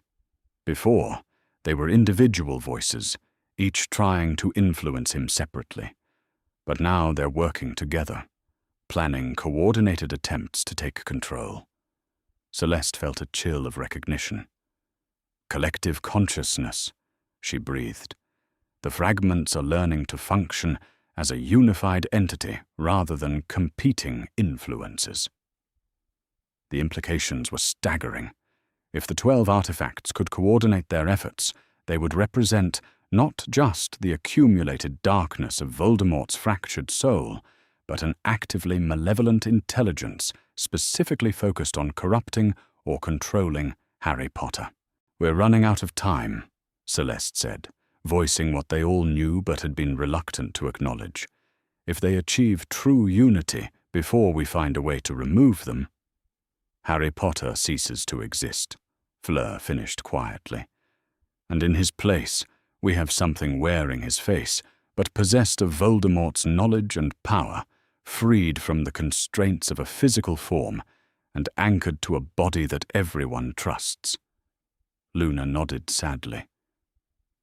"The Nargles have been trying to warn me about exactly this possibility. They say the darkness is gathering itself like a storm, and when it breaks, it will wash away everything Harry Potter ever was." As Valentine's Day passed, and the second task drew nearer, their urgency intensified. Celeste began researching more desperate solutions, ancient rituals that might forcibly separate soul fragments from their host. But each option came with risks that seemed almost as terrible as the problem they were trying to solve. "There must be another way," Fleur insisted during one particularly bleak planning session. "Some method that doesn't require—" She couldn't finish the sentence. "That doesn't require sacrificing Harry to save him," Celeste completed gently. "I hope you are right, ma petite. But we may soon face a choice between losing Harry Potter and losing everyone else to what he might become." Outside the castle windows, the February wind howled across the lake, where Harry would soon face his second trial. But the real test, they all knew, would be whether the boy they were trying to save could survive long enough for them to find a solution that didn't destroy him in the process. Luna, wise beyond her 14 years, watched the lake with her pale, perceptive eyes and whispered a prayer to whatever forces governed the fate of those caught between light and darkness. Because increasingly it seemed that Harry Potter's soul had become the battleground for a war that would determine the fate of the entire wizarding world. The Black Lake stretched before them like a mirror of slate, its surface barely disturbed by the February wind that sent ripples across the dark water. Harry stood on the makeshift platform that had been constructed for the second task, his tournament robes replaced by swimming gear that felt inadequate for what he was about to attempt. In his hand, he held the slimy bundle of gillyweed that Dobby had provided, its texture making his stomach turn even before he considered what diving into the lake's freezing depths would entail. Around him, the other champions made their final preparations, Cedric reviewing incantations, Victor performing warming charms, and Fleur checking her wand's waterproofing spells. From the spectator stands, Celeste watched with growing unease. Even from this distance, she could sense the artifacts stirring within Harry, responding to his mounting anxiety with what felt like eager anticipation. The fragments had been unusually quiet since the Yule Ball, but today their resonance thrummed through her consciousness like a barely contained storm. "Begin!" Bagman's voice boomed across the lake.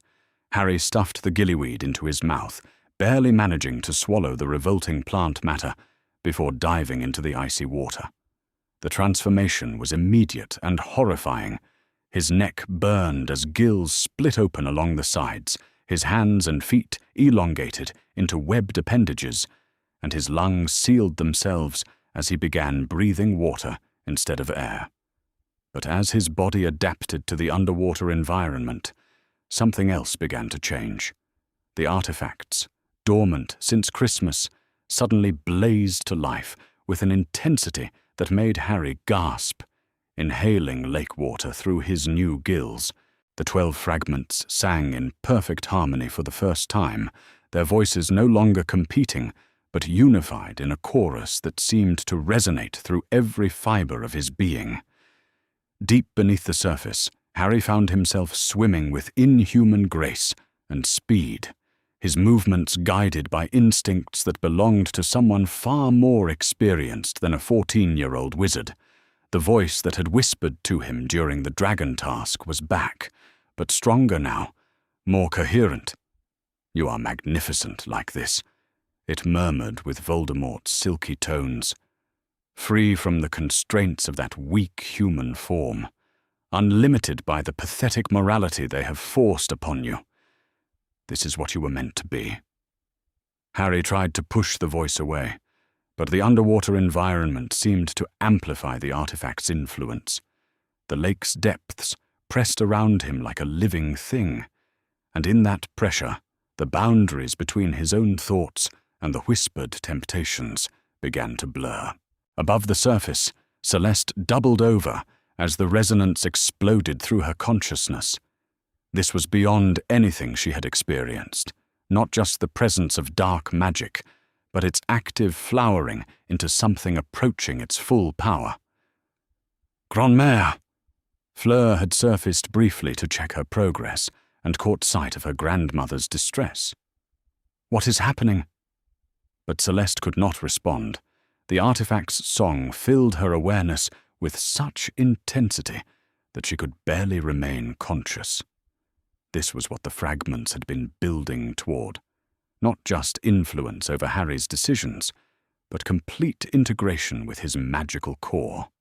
Beneath the lake, Harry had found the merpeople's village and the 4 hostages suspended in magical sleep. Ron hung motionless among the kelp, along with Cho Chang, Gabrielle Delacour, and a young girl he didn't recognize. But as he approached to free his best friend, the voice in his mind grew stronger. "Why save only one?" it asked, with reasonable logic that felt entirely his own. "You could take them all."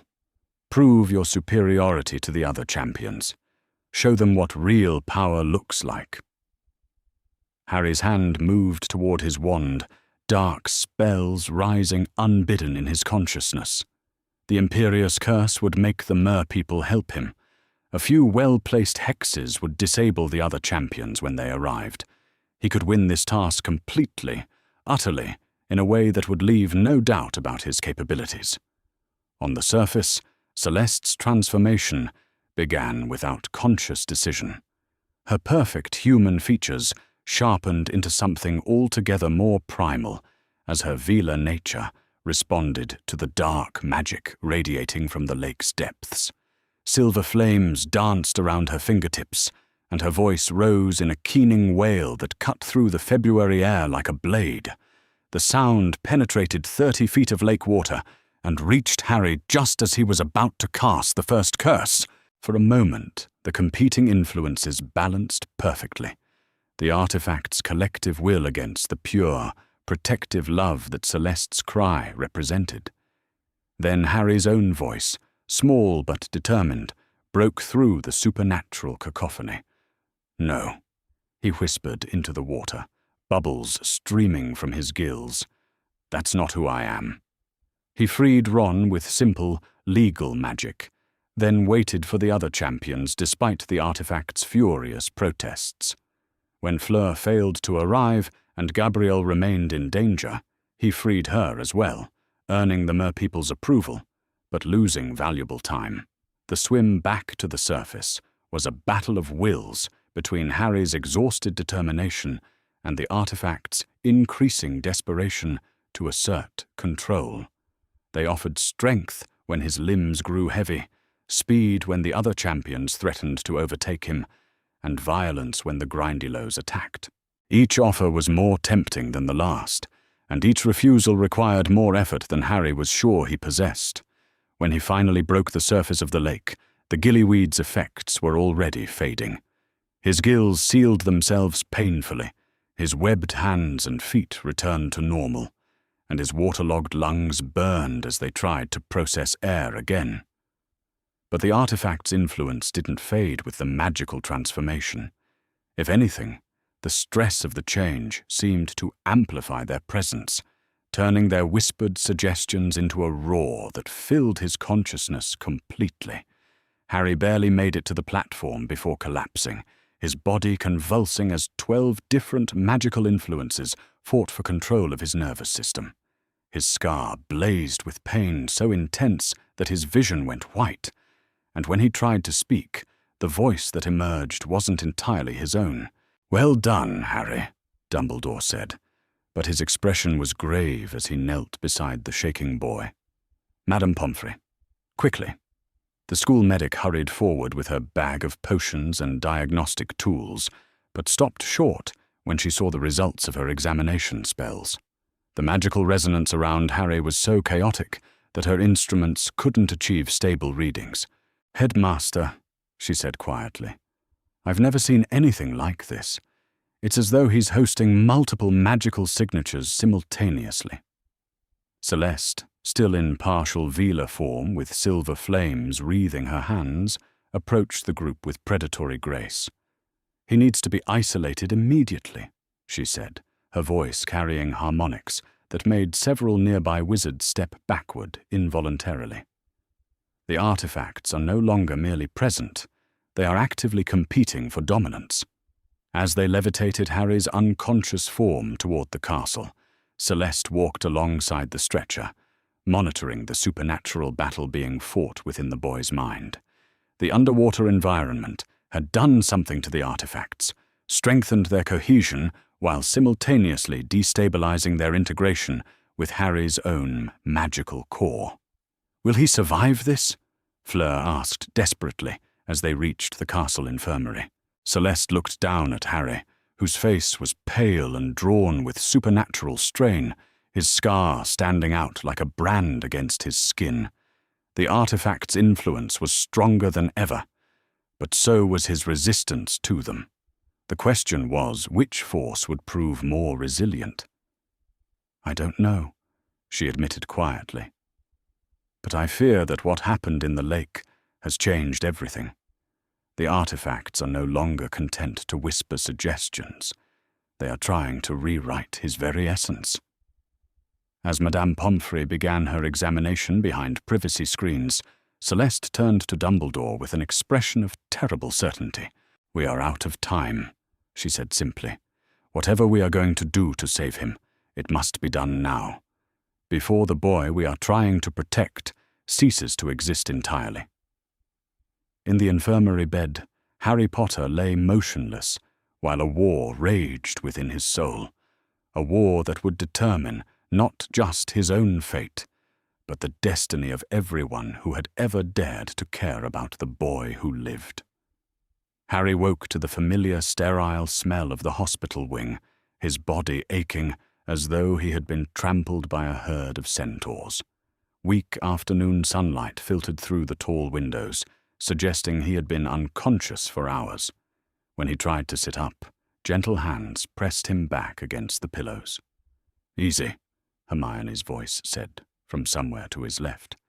"Madame Pomfrey said you're not to move until she's checked you over again." Harry turned his head, blinking away the fog of exhaustion. Ron sat beside Hermione, his face pale with worry, while on the other side of the bed, Fleur maintained a vigil with the intensity of someone keeping watch over a dying relative. At the foot of the bed, Celeste Delacour stood like a silver statue, her ancient eyes fixed on him with such intensity that he felt exposed, as though she could see directly into his soul. "What happened?" Harry asked, his voice barely above a whisper. "You collapsed after the second task," Hermione said, her clinical tone not quite masking her fear. "You've been unconscious for 6 hours. Your magical signature has been fluctuating so wildly that Madame Pomfrey couldn't stabilize you." Harry tried to remember the lake, the rescue, the swim back to the surface. The memories felt strange, as though they belonged to someone else, or to several different people experiencing the same events simultaneously. "I remember voices," he said slowly, "stronger than ever before. They wanted me to." He stopped, suddenly uncertain whether he should admit to the dark thoughts that had filled his mind underwater. "They wanted you to hurt people," Celeste said quietly, stepping closer to his bedside. "To use curses that would have marked you as irredeemably dark, to become something other than Harry Potter." "How do you know that?" Harry asked, though part of him already suspected the answer. Celeste exchanged a meaningful look with Dumbledore, who had been standing silently near the door. "Because, Harry, it is time you knew the truth about what you carry within you." Over the next hour, as the late February afternoon faded into evening, they told him everything. Celeste explained her Veela heritage, her ability to sense fractured souls, and the moment in the great hall when she had first perceived the chorus of darkness surrounding him.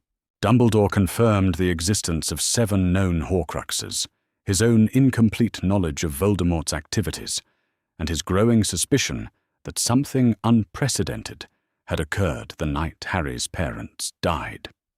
12 fragments, Harry repeated numbly when they had finished. 12 pieces of Voldemort's soul, bound to mine. "Not just bound," Celeste corrected gently. "Integrated. They have become part of your magical signature, woven into your very essence in ways that should be impossible to survive." "But I have survived," Harry pointed out. "For now," Dumbledore said gravely. "But your condition is deteriorating. Each time you face extreme stress or danger, the fragments grow stronger, more unified in their attempts to assert control." Harry thought of the dragon task, where he had nearly used the killing curse, the underwater rescue, where dark magic had whispered solutions to every problem, the growing feeling that his own thoughts were being crowded out by voices that belonged to someone else. "What does this mean for the 3rd task?" he asked, though he dreaded the answer. "The 3rd task is scheduled for June 24th, Dumbledore said. A magical maze filled with dangerous creatures and obstacles designed to test every skill a champion possesses. He paused, his blue eyes reflecting deep concern. Given what happened during the second task, allowing you to compete would be unconscionable. You can't withdraw me, Harry protested. The goblet chose me. The magical contract will kill you if you fail to compete, yes, Dumbledore acknowledged. But competing in your current condition might be even more dangerous. Not just to you, but to everyone present. The implications hung in the air like a death sentence. If Harry competed, the artifacts might achieve complete control during the stress of the maze. If he didn't compete, the magical contract would exact a penalty that could prove fatal. There is a third option, Celeste said quietly. Magical intervention before the third task, a procedure to separate the fragments from your soul and contain them safely. You mean an exorcism? Harry asked. More complex than that, she replied. Soul magic is among the most dangerous branches of magical practice. The procedure would require precise coordination between multiple specialists, ancient rituals that have not been attempted in centuries, and... She hesitated. And what? Harry pressed. And your complete cooperation, even though the process will be extraordinarily painful and potentially fatal, Dumbledore finished bluntly. We would be attempting to surgically separate 12 supernatural entities from your magical core while keeping you alive and intact. The success rate for such procedures, even under ideal conditions, is not encouraging. Before Harry could respond, the infirmary doors burst open and Professor McGonagall strode in, her expression thunderous. Behind her came Cornelius Fudge, Barty Crouch, and Ludo Bagman, the tournament officials who had overseen the competition thus far. Dumbledore, Fudge said without preamble, we need to discuss Potter's continued participation in the tournament. There are reports of unusual magical disturbances during the second task, concerns about his stability. His stability is not in question, Dumbledore interrupted smoothly. However, his safety certainly is. The boy signed a magical contract, Crouch said in his crisp, authoritative voice. The Goblet of Fire chose him as a champion. There can be no withdrawal without severe consequences. And what would you suggest, Barty? McGonagall asked with dangerous quiet. That we send a 14-year-old boy into a maze when there is clear evidence that his magical signature has been compromised? Compromised how? Bagman asked, his usual jovial manner replaced by sharp attention. Harry found himself the focus of 5 adult gazes, each carrying different levels of knowledge and concern. He realized that this moment would determine not just his own fate, but how the magical world would respond to the unprecedented threat he represented. I carry fragments of Voldemort's soul, he said simply, deciding that partial truth was worse than complete disclosure. 12 pieces, integrated into my magical core since the night my parents died. They influence my thoughts, my decisions, my magic. During the second task, they nearly took complete control. The silence that followed was absolute. Fudge went pale, Crouch took an involuntary step backward, and Bagman's cheerful facade crumpled entirely. That's impossible, Fudge whispered. Horcrux magic requires deliberate murder, conscious choice. The usual rules do not apply here, Celeste interjected, rising to her full height and allowing just a hint of her Veela nature to manifest. The officials found themselves unconsciously stepping away from her presence. What Harry carries is beyond conventional understanding of soul magic. Then what do you propose we do? Crouch asked, his bureaucratic mind already working through the implications. We perform the separation ritual before the third task, Dumbledore said firmly. We attempt to save both the boy and everyone who might be endangered by his condition. And if the ritual fails? Fudge demanded. Dumbledore met his gaze steadily.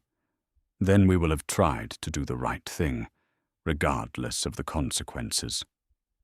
As the adults began debating procedures and protocols, Harry closed his eyes and tried to feel the artifacts within him. They were quieter now, perhaps weakened by the afternoon's revelations, but still present. 12 whispers of darkness, waiting for their next opportunity to assert control. The third task was less than 4 months away. Between now and then, he would either be freed from the supernatural burden he carried, or he would cease to be Harry Potter in any meaningful sense. Looking around the infirmary at the faces of people who had risked everything to help him, Harry made his decision. "Do the ritual," he said quietly, cutting through the adult conversation. "Whatever the risks, whatever the pain, do it. I won't let Voldemort use me to hurt the people I care about." Celeste nodded, with something that might have been pride. "Then we begin immediately, because once the artifacts realize what we are attempting, they will fight back with everything they possess." As the officials departed to make arrangements, and the sun set outside the windows, Harry lay back against his pillows and tried to prepare himself for a battle that would be fought not with wands and spells, but within the deepest chambers of his own soul. The ritual chamber had been prepared in the depths of Hogwarts, far beneath the dungeons in chambers that few living wizards had ever seen. Ancient stone walls bore runes that predated the castle itself, carved by hands that understood soul magic in ways the modern world had forgotten. Candles arranged in precise, geometric patterns cast flickering shadows that seemed to move independently of their flames. Harry lay on a raised stone platform in the center of the ritual circle, his tournament robes replaced by simple white garments that would not interfere with the delicate magical work ahead. Around him, 5 figures stood at cardinal points: Dumbledore to the north, Celeste to the south, Professor McGonagall to the east, and Professor Snape to the west, with Fleur positioned at the 5th point that would anchor the protection matrix. "The maze has been modified," Dumbledore explained as they made final preparations. "The third task will proceed, but under controlled conditions. The moment the ritual begins, you will be transported directly to the center of the maze, bypassing the obstacles and creatures that might trigger the artifact's defensive responses." Celeste moved to Harry's side, her silver eyes reflecting the candle flames. "The separation must happen during a moment of extreme magical stress, when your defenses are naturally lowered, but your will remains strong. The Triwizard Cup has been enchanted to serve as a focusing point. Touching it will complete the ritual and draw the fragments from your soul into the containment matrix we have prepared." Harry nodded, though his throat felt too tight to speak. They had explained the theory dozens of times over the past weeks, but now, with the June evening air growing cool around them, and the reality of what they were attempting settling over him like a shroud, the risks felt overwhelming. "Remember," Snape said with unusual gentleness, "the artifacts will resist. They have had months to integrate with your magical core, and they will not be separated easily. You may experience visions, false memories, attempts to convince you that this is unnecessary or doomed to failure." "What if they're right?" Harry asked quietly. "What if the ritual kills me?" "Then you die as Harry Potter," Celeste said simply, "rather than living as something else, wearing your face." The ritual began with an incantation in a language older than Latin, words that seemed to resonate in the stone itself. Harry felt the magic building around him, not as power but as pressure, as though the very air was becoming dense with possibility. The artifacts within him stirred uneasily, their whispers rising from background static to active alarm. "They know." The voice that might have been Voldemort hissed in his mind. "They mean to destroy us. Fight them, Harry. You need us. You are nothing without us." Focus on my voice, Fleur said from her position at the protection point. Remember the Yule Ball. Remember what it felt like to be yourself, completely and without reservation. The memory rose unbidden, the feeling of absolute peace he had experienced while dancing with Fleur, the sense that the world was full of possibilities instead of dangers. For a moment, the artifact's whispers faded to confused murmurs. "Now," Dumbledore commanded. The transportation was instantaneous and disorienting. One moment Harry lay on stone in the ritual chamber. The next he stood in grass at the heart of a towering hedge maze, the Triwizard cup gleaming on a pedestal just 20 feet away. But the cup was no longer just a trophy. It pulsed with silver light that seemed to call to something deep within his soul. Above the maze, Celeste materialized in her full Veela form. Silver wings spread wide as she hovered in the evening air. Her transformation was complete now, beautiful and terrible in equal measure, and when she began to sing, the sound cut through the artifact's influence like a blade through shadow. Harry stumbled toward the cup as the 12 fragments exploded into panicked activity within his mind. They had realized what the ritual would accomplish, and their terror was palpable. For the first time since Halloween, they were truly afraid. "You cannot do this," they pleaded in unison, their individual voices merging into a cacophony of desperation. "We are part of you now. Removing us will leave you hollow, empty, less than you were before. You will be weak, ordinary, forgotten." "I'd rather be ordinary and myself than extraordinary and someone else," Harry gasped, forcing himself to take another step toward the cup. The artifact's response was immediate and vicious. Pain exploded through his scar with such intensity that his vision went white. His knees buckled, and for a moment he was 14 years old and drowning in agony that seemed to emanate from every nerve in his body. But Celeste's song intensified, and somehow her voice reached through the pain to the core of who he was. In that song, he heard not just protection, but recognition. She knew exactly what he was suffering, and she was telling him that he was strong enough to endure it. Harry crawled the last few feet to the pedestal, his hand shaking as he reached for the cup. The moment his fingers made contact, the world exploded into silver fire. The ritual chamber's magic merged with the cup's enchantments, creating a vortex of power that Harry felt rather than saw. The 12 artifacts were torn from his soul with surgical precision, each fragment screaming in voices that were not quite human as they were drawn into the containment matrix that Dumbledore and the others maintained from below. One by one, the whispers that had plagued him for months fell silent. The constant background tension that he had carried since Halloween dissolved like morning mist. For the first time in 8 months, Harry Potter's mind was entirely his own. He collapsed beside the cup, gasping and shaking but alive, and when he looked up at Celeste hovering above him, he saw tears streaming down her transformed face. "It is done," she whispered, her voice carrying across the maze to where crowds of spectators watched in confusion and amazement. "He is free." The aftermath was a blur of medical examinations, official inquiries, and carefully worded explanations to the press. The tournament was declared complete, with Harry as the winner by default, though the victory felt hollow compared to the relief of silence in his mind.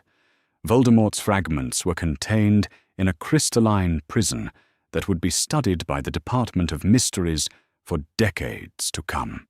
3 days later, as the foreign schools prepared to depart, Harry found himself walking the grounds with Fleur, both of them still processing what they had survived together. "How do you feel?" she asked as they paused beside the lake, where the second task had nearly destroyed him. "Empty, in a good way," Harry said honestly. "Like I can think without having to filter out voices that don't belong to me." He looked at her. taking in the silvery hair that caught the summer sunlight, and the silver eyes that had watched over him through months of supernatural crisis. "I don't know what would have happened without you and your grandmother. You would have found another way," Fleur said with quiet confidence. "That is who you are, Harry Potter, someone who finds ways to survive impossible things." When the time came for farewells, Celeste approached him with the grace of someone who had lived through centuries of magical politics and personal attachments. "You will always carry a piece of what happened to you," she told him gently. "Not the artifacts themselves, but the knowledge of what it means to have your very identity threatened. Use that wisdom well." "Will I see you again?" Harry asked. Celeste smiled, and for a moment she looked not like an ancient Veela, but like a grandmother who had grown fond of a brave boy. "The magical world is smaller than it appears, and those who have shared such experiences are drawn back together by forces stronger than coincidence." As the Beaubaton carriage rose into the evening sky, Harry stood with his friends on the castle steps, watching until it disappeared into the distance. The scar on his forehead felt different now. Still present, but quiet in a way it had never been before. "So what happens now?" Ron asked, unconsciously echoing the question that had been on all their minds. Harry considered this, thinking of the ordinary summer ahead of him, the prospect of returning to Hogwarts in the fall without supernatural passengers, the simple pleasure of thoughts that were entirely his own. "Now," he said, with the first genuine smile he had managed in months, "I get to find out what it's like to be just Harry Potter, and I think that might be enough."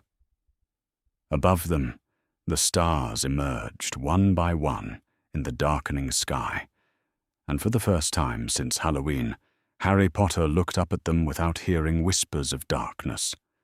The boy who lived had become, at last,